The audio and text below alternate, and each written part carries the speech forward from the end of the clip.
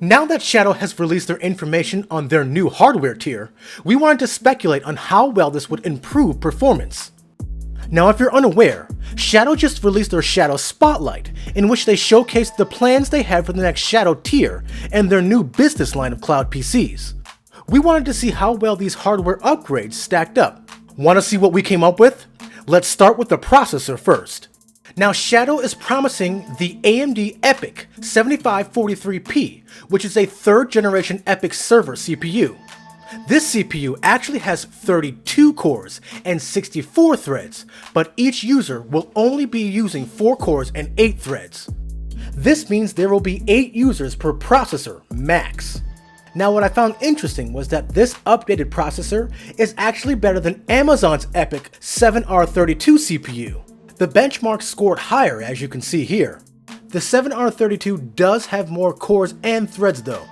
Now this might be a step in the right direction, but the downside is that the users are only able to utilize 4 cores, which doesn't give me much hope.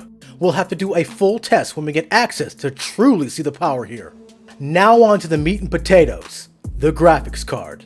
Now Shadow didn't actually give us the name of the card, but they said it was going to be equivalent to the RTX 3070, tailored for professionals.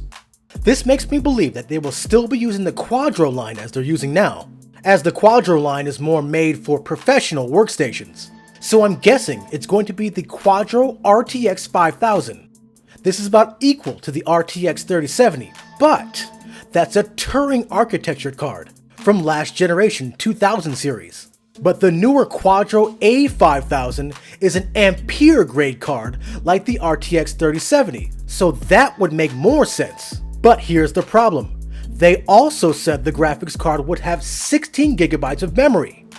The Quadro RTX 5000 has 16 gigabytes, and the A5000 has 24, so I'm probably right to begin with.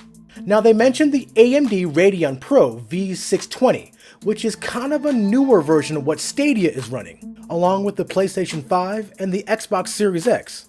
Now it's been rumored that you won't get to choose which one of these cards you'll get. Also, there aren't enough benchmarks to get a good comparison right now, but they should perform similarly. Now the real question is whether these hardware upgrades, this new tier, will be worth it altogether. This tier isn't even RTX 3080 caliber. And if you think that CPU power is going to rival, let's say, the Threadripper on GeForce Now with only using 4 cores, I've got a bridge to sell ya. So will you be upgrading your Shadow package to these upgrades? Well, we are, so you don't frickin' have to.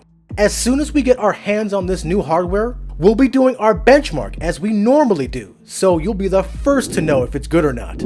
So make sure you subscribe and keep it tuned right here at the only place where you can do battle in gaming heaven, Cloud Gaming Battle.